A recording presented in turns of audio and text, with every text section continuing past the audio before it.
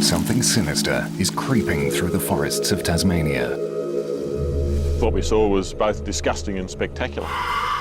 It is grotesque. Teeth falling out, jaws breaking off, tumours protruding into eye sockets. Lethal.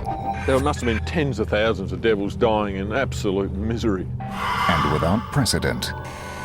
That's unheard of. Just doesn't happen. It has sparked a major international investigation. We were stepping into the unknown, so we didn't know really what to expect. Touched on a nerve of worldwide anxiety. People are frightened of cancers. And has turned scientific theory on its head. Cancer is not contagious. You cannot catch cancer from someone else.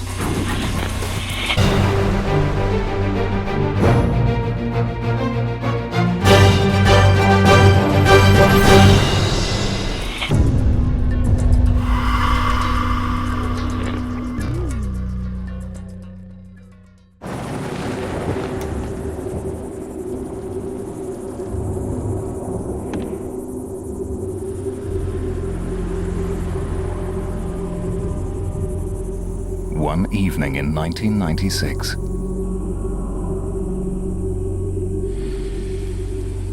Wildlife photographer Christo Bars sets out on a journey which will make history.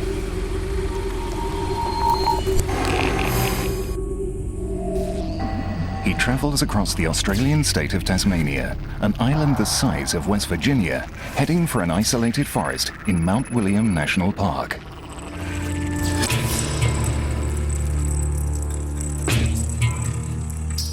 He's hoping to photograph the elusive nocturnal creature the Tasmanians call the Devil.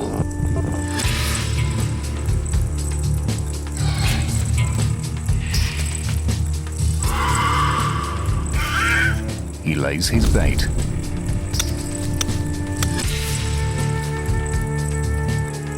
And waits. But nothing in the world could prepare him for what walks in front of his lens.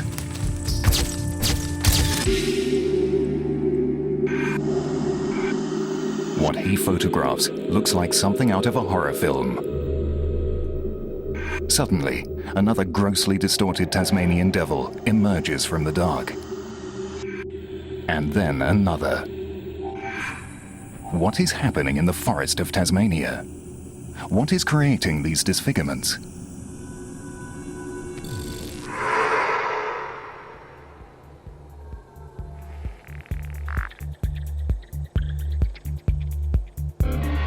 Nick Mooney is one of Tasmania's top wildlife biologists and has studied the Tasmanian devil in the wild for 30 years. He is the first to see the photos taken by Christo Bars. My initial response when I saw the pictures was, Christ, what the hell was that? I've never seen anything like that before. Mooney sets out to investigate, heading for the site where the photographs were taken. He hopes to find the same devils as in the pictures. The photos Christo had got were truly spectacular. I've seen a lot of disease in wildlife. I've seen a lot of injuries, a lot of deformity, and I've never seen anything like it. And all the hundreds of devils I've caught over the years.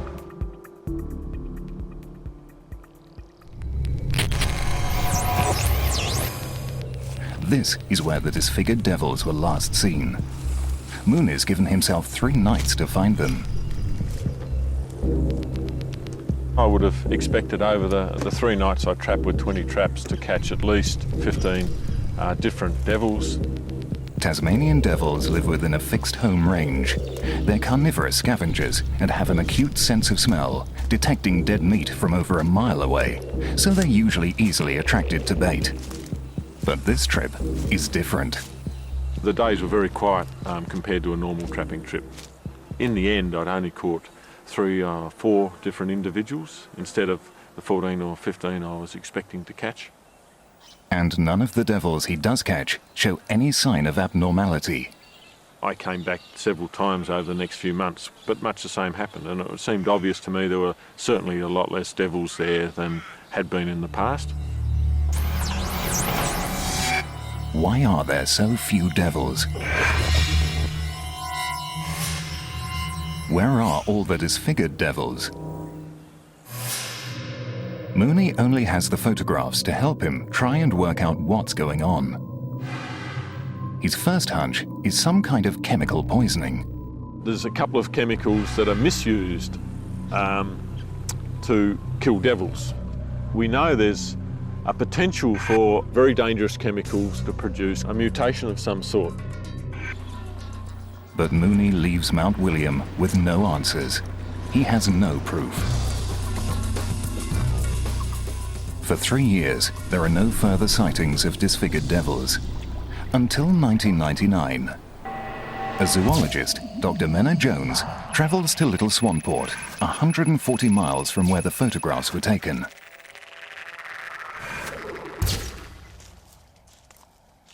Jones has made Tasmanian devils her life's work. I've been in love with the devil and wanted to be a zoologist ever since I could spell the word when I was 7 or 8 years old. The Tasmanian devil is unique to Tasmania and is the island's unofficial mascot. It is a rural cleaner, playing a vital role in the ecosystem by devouring carcasses that might otherwise lead to disease. But the devil has few friends. It steals livestock, has a spine-chilling screech, and is a legendary fighter. It's no surprise that early settlers on the island called this nocturnal beast the devil.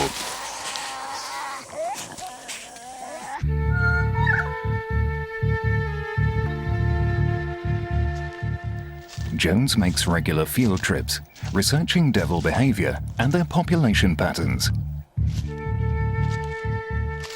But this trip was unusual. I was on a 2-day field trip to collect samples.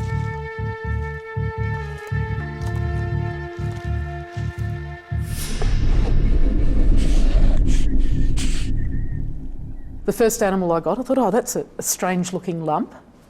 Never seen that before. They were bizarre. To me, they didn't look life-threatening.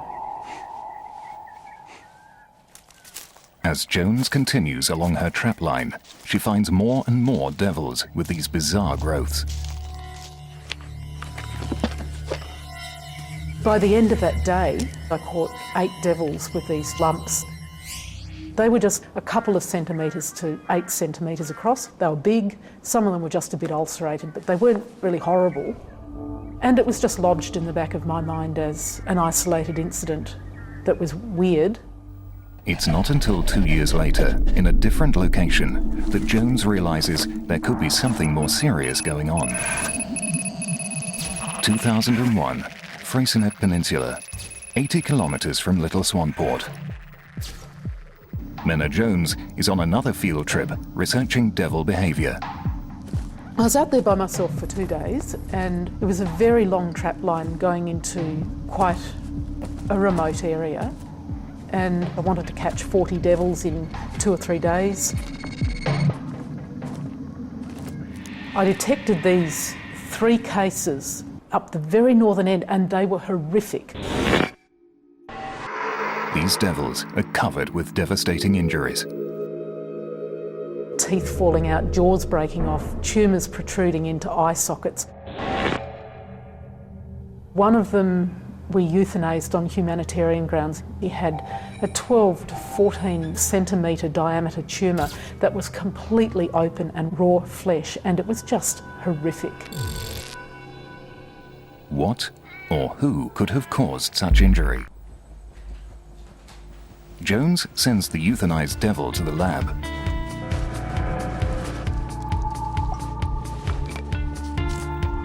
It's now 5 years since Christo Bars took pictures of the first disfigured devils at Mount William. These are the first tissue and organ samples to be tested. Pancreas. I've got the whole spleen here. What other bits are we looking for? The brain, skin, bone marrow, and marrow. The very first samples I sent up in 2001, they found round cells that were consistent with a soft tissue lymphoma.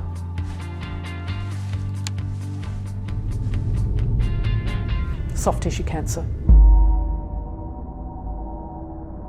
It's given the name devil facial tumor disease, or DFTD. Tasmanian devils have been found with a new kind of cancer. 3 different locations, same disease. But where has this cancer suddenly come from? All options were on the table. Nothing had been discounted.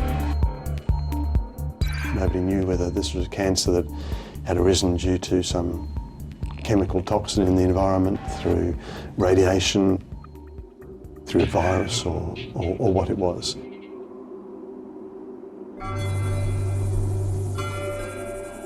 There was a wide range of possible suspects. The idea of radiation was soon discarded, as there are no nuclear plants on Tasmania and no reports of other animals being affected. Chemicals used in the environment are a prime suspect. A list of something like 30 or 40 chemicals was identified and agreed as being worth investigating. Tasmania is famous for its beautiful rural landscape. Forestry and farming cover half the island, and the use of chemicals is common. There are some chemicals that are, under some circumstances, are known carcinogens used in the environment here as pesticides or herbicides. And there's been controversy over the use of those chemicals. The practice of extermination by poisoning is also considered. For Tasmanian farmers, the devil is a pest because it steals chickens and lambs. Tasmanian devils are protected and it's illegal to kill them, but it still happens in some areas. People have laced the bodies of a sheep or a wallaby with strychnine to kill large numbers of Tasmanian devils. There's cocktails of chemicals. There's not just single chemicals, there's combinations of chemicals. And in the area where this disease was first found, we know this persecution of devils has gone on.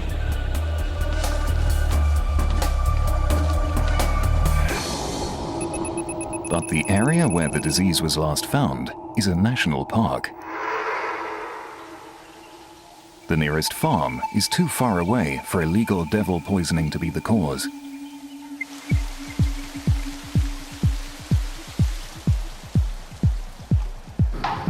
The cancer has been found in 3 different locations by chance, and it doesn't seem as if these locations are linked.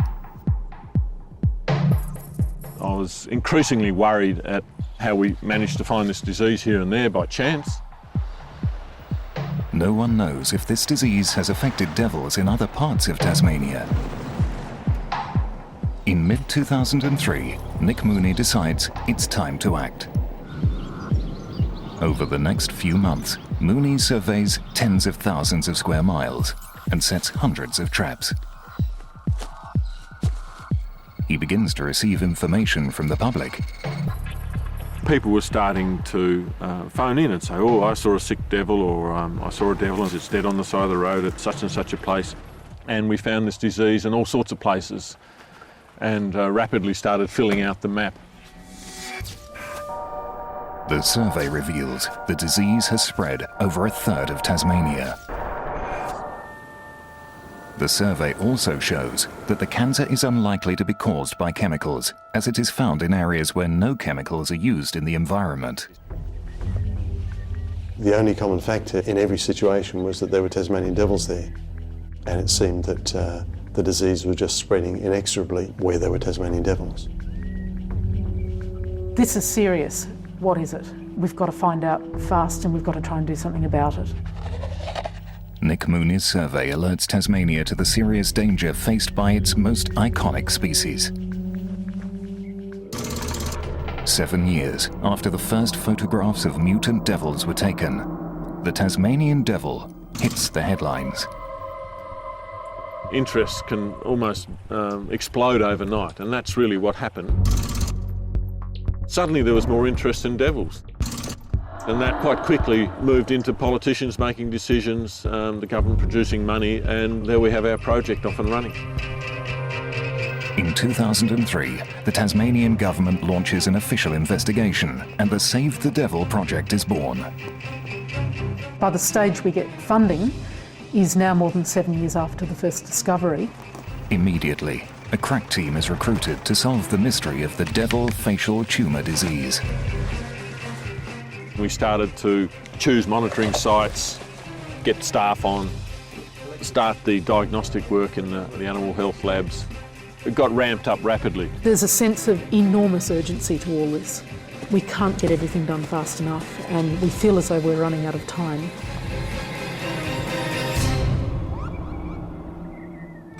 The Save the Devil campaign sets up a laboratory with new state-of-the-art equipment.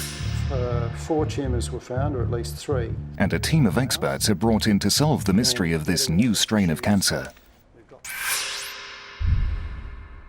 It's rare that a veterinary pathologist has the opportunity to study from scratch a totally new and emerging disease. Okay, eyes down. They had to be thorough, they had to be rigorous, and they had to look at every possibility. Gosh, this is an aggressive tumour. Radiation, pest control and chemical pollutants have been discounted. I've been at this game for 35 years and I've never seen anything quite like this. The next line of inquiry is whether the cancer could be caused by a virus. In recent history in Australia, with diseases in koala bears and other native wildlife, often viruses have been found to be involved.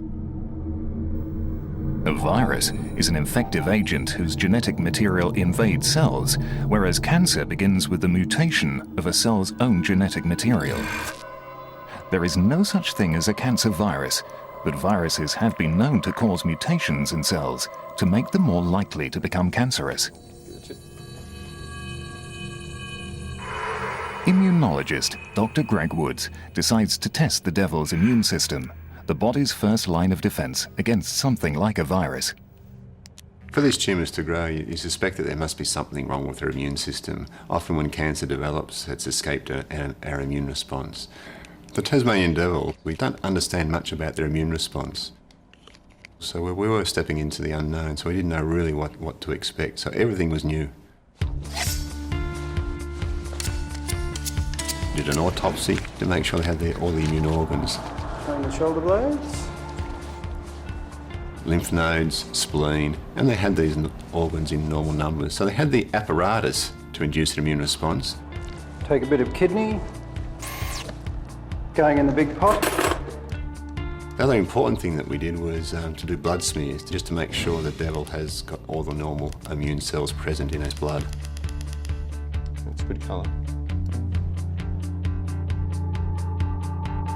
And they did. They had all the normal white cells in normal numbers. The devil's immune system looks in good shape. Now they need to see if it works. Woods injects the devil with alien blood cells to see if its immune system attacks them. So we immunised 4 devils with red blood cells. We actually chose horse red blood cells. Injected them under the skin and looked for the antibody response. And to our surprise, not only did they produce a good immune response, they produced a fantastically high immune response. The antibodies they produced were extremely high, much higher than we expected. Tasmanian devils need a strong immune response to survive in the wild. They are the forest cleaners, devouring carcasses, littering the landscape.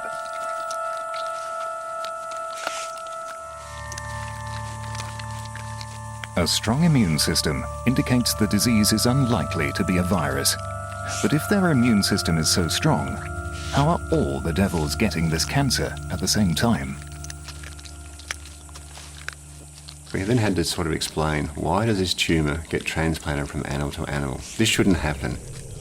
Cancer is not contagious. You cannot catch cancer from someone else. So something unusual was happening within these Tasmanian devils.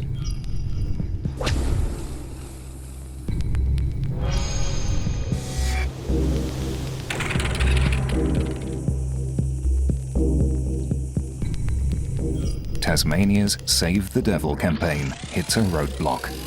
It needs help. A retired scientist, Dr. Anne-Marie Pierce, comes to the rescue after hearing about the problem on the news.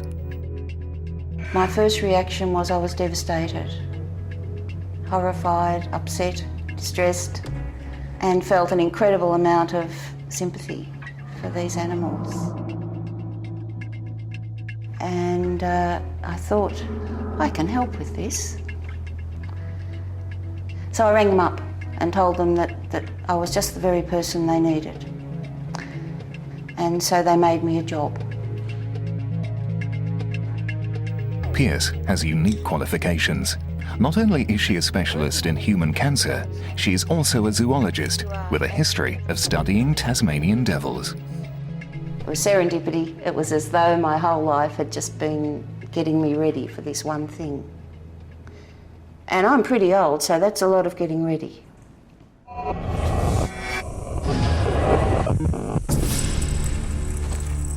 January 2004. Almost 8 years since Christo Bars took the photos of mutant devils, which sparked this investigation.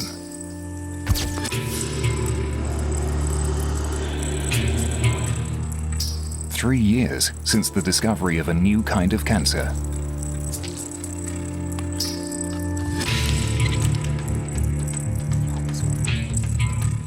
Pierce starts work. Can't find a perfect one. Two things emerged right away, straight away when I started here. The first one was seeing the distribution of the disease around the devil's face. It was on the mouth, in the mouth, around the face. The second point was I happened to be looking at some slides of an animal who had a tumour on the lip here and another little tumour just opposite on the lower lip.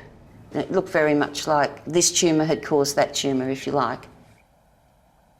Then one day I was taking my dog for a walk and she had an argument with another dog and they locked jaws like that. So my dog was bitten on the soft palate and I thought that could just be what happens with the devils. I said it could be transmitted just by cell implantation from devil to devil. That's unheard of. It just doesn't happen. But I didn't have any proof at that stage. Pierce is suggesting this cancer might be contagious.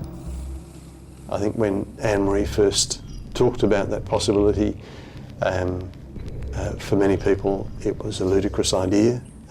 Cancers just aren't infectious. Next, Pierce looks for clues in the chromosomes, the body's blueprint found within each cell. Cancer is a mutation of a body's own cells which multiply unchecked.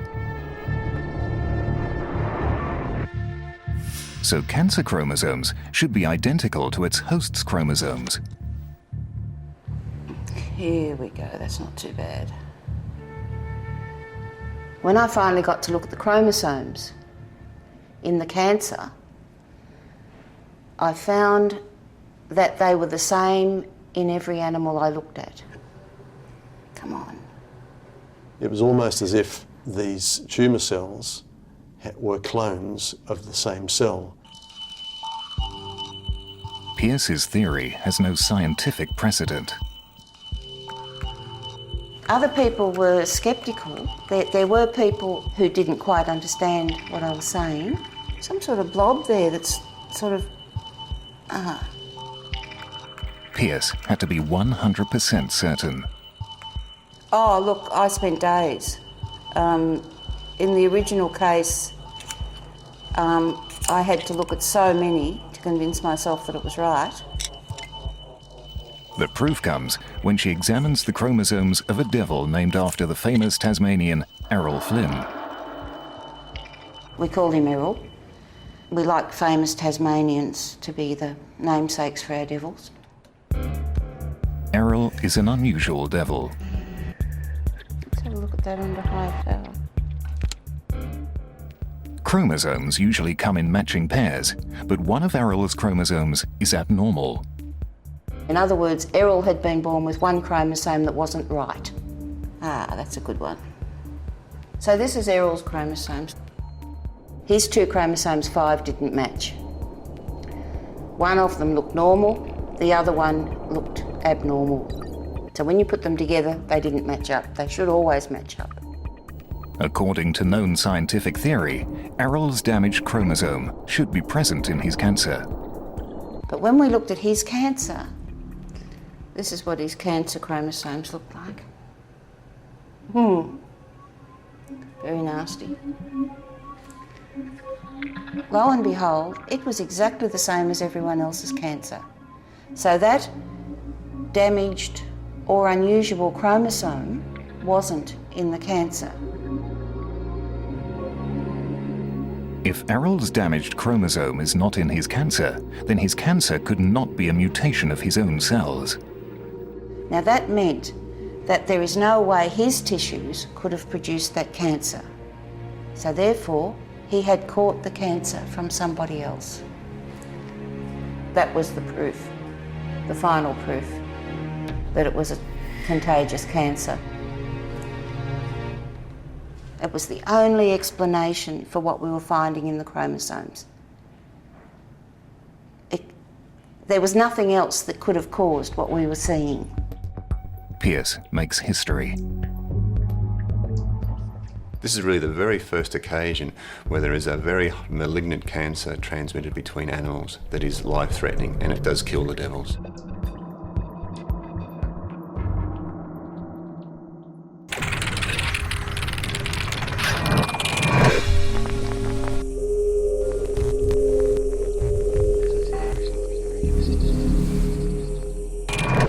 The island of Tasmania has a cancer wreaking havoc throughout its most iconic species, the Tasmanian devil. It's the first fatal contagious cancer ever recorded in man or beast. But where did this cancer come from? So these were just cells of a cancer that had grown in one devil and become transmissible.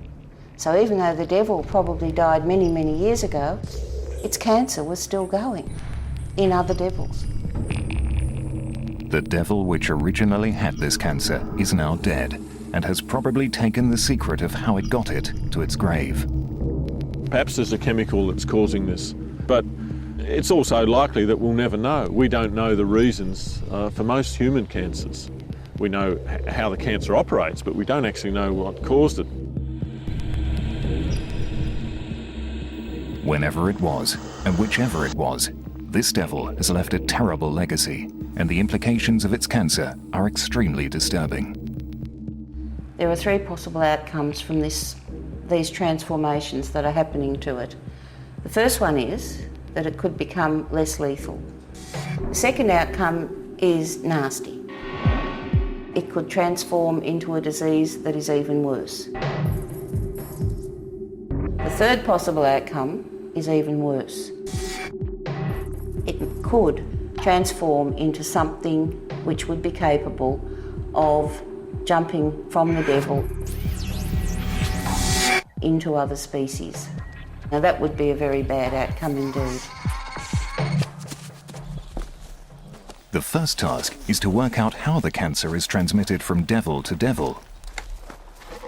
We knew viruses weren't involved and chemicals weren't involved. It was a transmissible cancer. So then we had to start to explain why this cancer can be transmitted from devil to devil. It shouldn't happen, but it was. Beautiful little animal.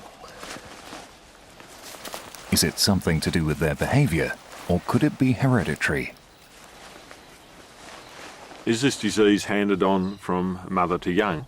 The obvious thing to a few of us was, well, let's get some diseased mothers with young, and we'll keep them and see what happens to the young over the next few years. Little bruise on the nose, but looks perfect. She can go. Now those young are over 3 years old and they still haven't developed a disease. Not only is it not hereditary, young devils aren't getting the cancer at all. You expect mortality to be much higher in juveniles than it is in adults. But this disease was going through the adult population. In the early days, we didn't see any juveniles at all with the disease. And that was strange. That was really strange. 19.4. The investigators turned their attention to the adult devils. Have we got all threes for more eruption? Almost certainly there had to be contact between devils or fresh devil material.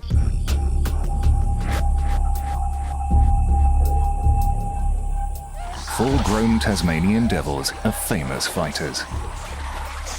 Their ferocity is legendary, particularly when it comes to food. Once these scavengers find a carcass in the forest, it's a feeding frenzy.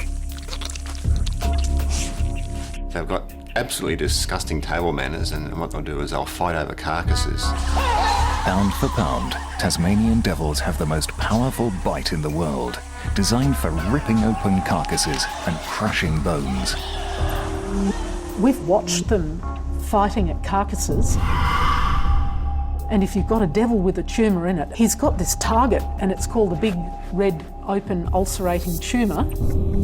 So if you're going to bite the other devil, you bite that fascinating lump of raw flesh that's sticking out. We know this cancer is very fragile, friable, bits can fall off it. So there's lots of opportunities for a devil with a big tumour to be eating. Tumour cells fall on the carcass, another devil contacts those cells, perhaps gets a cell into a cut in its mouth, and away you go. The devils could be infecting each other at mealtimes, but this is not the full story. The cancer is spreading just as easily in areas with very few devils, so few they are unlikely to have a fight over carcasses. This finding shifted the inquiry from feeding to breeding. Devil courtship is also often very violent. During the mating season, males will rip whole chunks of flesh off each other's cheeks. You can get areas 2-3 centimetres in diameter. So you can imagine a devil with tumour cells on its teeth, penetrating bite, inoculates tumour cells right inside the skin. About 85% of tumours are on the head, and 85% of bites are on the head. And it's mostly adult males and females. So juvenile devils are not sustaining serious skin penetrating injuries. The devils are injecting each other with cancer through their biting. Sex and food, the fundamentals of life, are instruments of death.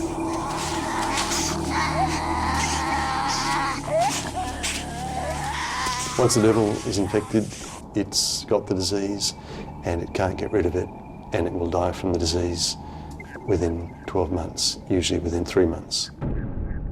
But if this cancer is so contagious, why is it caught only by devils? No other species has been found with the disease. There must be a missing link. What is it about devils that their immune system doesn't seem to recognise these cells from another devil? And that's the really important question with this disease, is why does not the devil's immune system recognise it as non-you? The answer lies in history. Tasmania's isolation is both a blessing and a curse.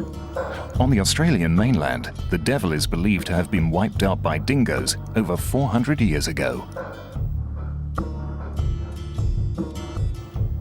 The island is the last devil outpost, but for over a century, devils were hunted and poisoned by farmers.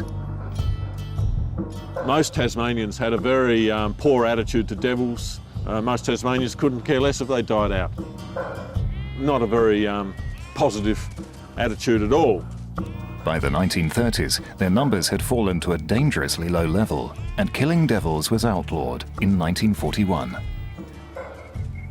Now, when they started to build up again, Because they started with a very low number of devils, we obviously got quite a lot of inbreeding. It's a very inbred population, and that this has made them more susceptible to the kind of disease that we've seen appear. Inbreeding means devils are genetically alike, so their immune systems recognise the infectious cancer cells as their own cells and don't fight them. If the devils were more genetically dissimilar, the cancer cells would appear to be alien, and their immune systems would respond.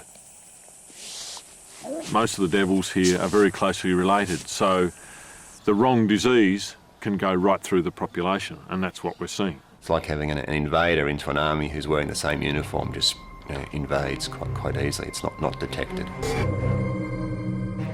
The mystery of the mutant devils is solved. The aggressive nature of the devil is to blame for the spread of the cancer. Inbreeding is the reason that the disease is not rejected by the devil's immune system. And the cancer's rigorous nature is the cause of their rapid demise. And this disease was just waiting in the wings. It was out there. And we were able to have an epidemic. That's the epidemic of DFTD. Devil's facial tumour disease has now spread over 2/3 of the island. Overall numbers have dropped from over 100,000 down to 30,000. In some places, devil numbers are down 90%. We have to expect the worst can happen. An island is a very finite place, and extinctions have a very nasty habit of occurring on islands, and we don't want to be part of an extinction here. We are facing the prospect of this magnificent animal going extinct. The ultimate challenge is next: how to save the devil.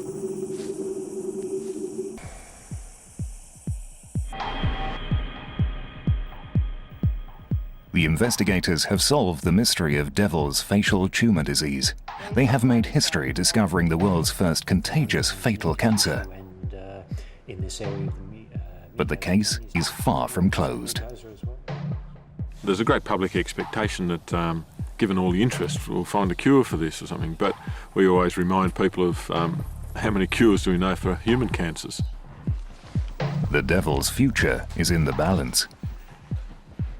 How long has the devil got until it becomes extinct in the wild in Tasmania? The best estimates at the moment are something between 15 and 25 years if current trends continue. Thinking we'll find a cure to this within the time frame we need to is highly unlikely. With no cure in sight, the focus turns to saving the Tasmanian devil before cancer wipes out the species. Scientific Officer Billy Lazenby works in the field, monitoring the steady march of the disease across the island. She is a first-hand witness to the horror. There's nothing there to stop it wiping out the entire population. Oh wow, this guy's massive. So we'll have a look at his face now.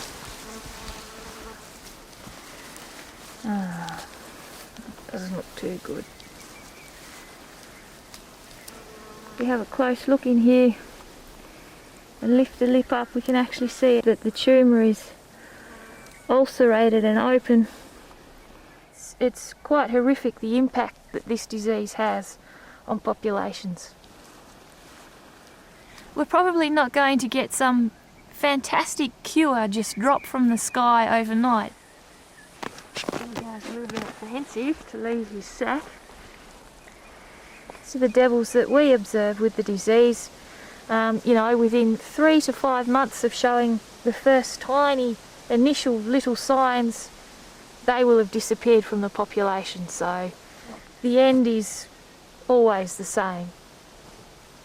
They die from it.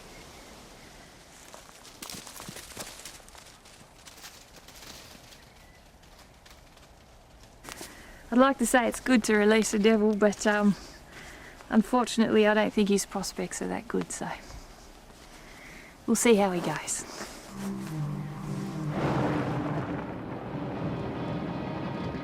The only sort of real active forms of managing this disease are bringing in disease-free devils from the wild and keeping them in quarantined captivity, or attempting to suppress the disease by removing all of the diseased devils from within an enclosed population. The Save the Devil campaign invests in an environmental insurance policy. To prevent the devil from becoming extinct, they need a population of healthy animals. Isn't he gorgeous? Once we discovered this disease was 100% mortality, we thought if things go really badly here, we're going to have to reconstruct this population at some stage in the future, because wild devils are only in Tasmania and we really only get one shot at doing this right. Firstly, the team creates a sufficient supply of disease-free devils in captivity.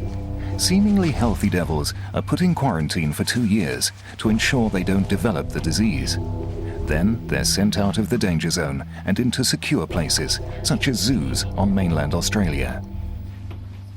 Our nightmare was to send perhaps the last healthy devils from Tasmania to the mainland and then find that one of them was diseased and the disease was spread into that captive population.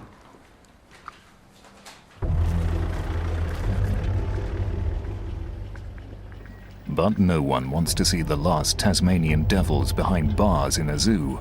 Captive animals are only half the answer. Our next phase was to see if we could do anything about the disease in wild populations. Menna Jones has an ambitious plan: to establish a population of healthy devils and keep them quarantined in the wild. Disease management is all about breaking the transmission cycle. We've got to break transmission from devil to devil. She chooses an isolated peninsula in the southeast, linked to the mainland only by a bridge. This is the best chance of keeping the healthy devils in and the diseased devils out. Look, at the moment, I just desperately hope we can make it work. At the moment, it's our only tool for managing the disease in wild populations. Here's 10.2. Ecologist Christine Puck has the task of weeding out the diseased devils on the peninsula. Okay, let's have a look at your sexy end, eh? She's trying to artificially engineer a survival of the fittest. Sometimes you find tumours around the lips here, up under the gums. You get the gingival tumours, which are quite red, look like one of those raspberry lollies. But sometimes it feels she's fighting a losing battle. The number of diseased devils she finds is increasing. First day trapping back here, there was 13 animals sitting there waiting for the vet to turn up. And that was more than I'd pulled out in the whole year prior to that. It's also her job to take the diseased devils to be euthanized. That long, slow journey in the back of the car to meet the vet, it's horrible. It's tough because you feel like you're breaking their trust. You know, they're such gentle creatures to work with.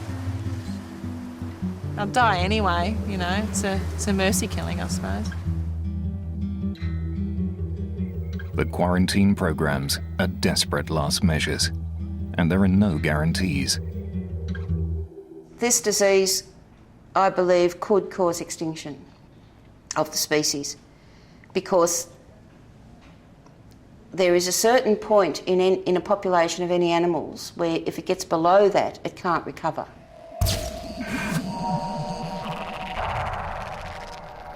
By 2007, the cancer has crept over most of the island, except the west coast. It may only be a matter of time before the devils in the west succumb to the fatal disease. Can we halt the spread of the disease across the landscape? And I think the answer is realistically no, not even if we had $1 million. Not even if we had $20 million, we probably couldn't do it. It is a new disease. The investigators need new solutions.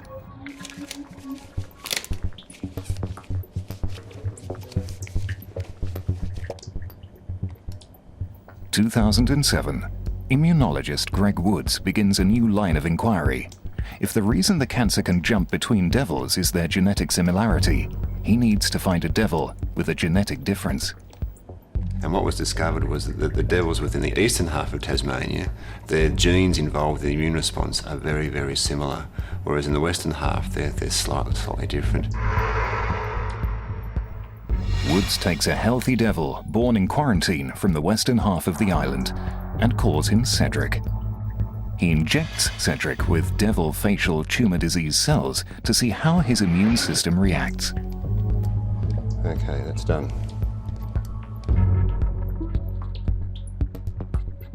And what we found was that Cedric produced an antibody response to the tumour. This was the very first indication that a devil could produce an immune response against DFTD. We had to look at it 2 or 3 times to make sure it was true. And it was true. The antibody was produced. So Cedric has produced an immune response, which indicates that there are devils out there which have the potential to respond to the tumour. Because Cedric came from the northwest, their genes just happened to be just enough different to induce an immune response. Cedric is our ray of hope.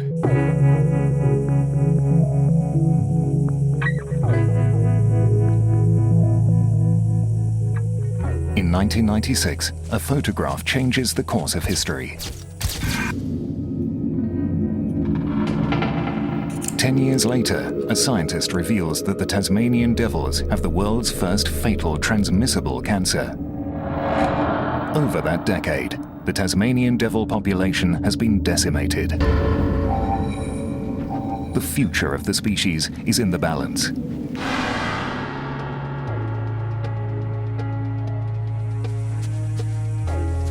But if there are more devils out there like Cedric, then it might be possible to breed a whole new generation of cancer-resistant Tasmanian devils.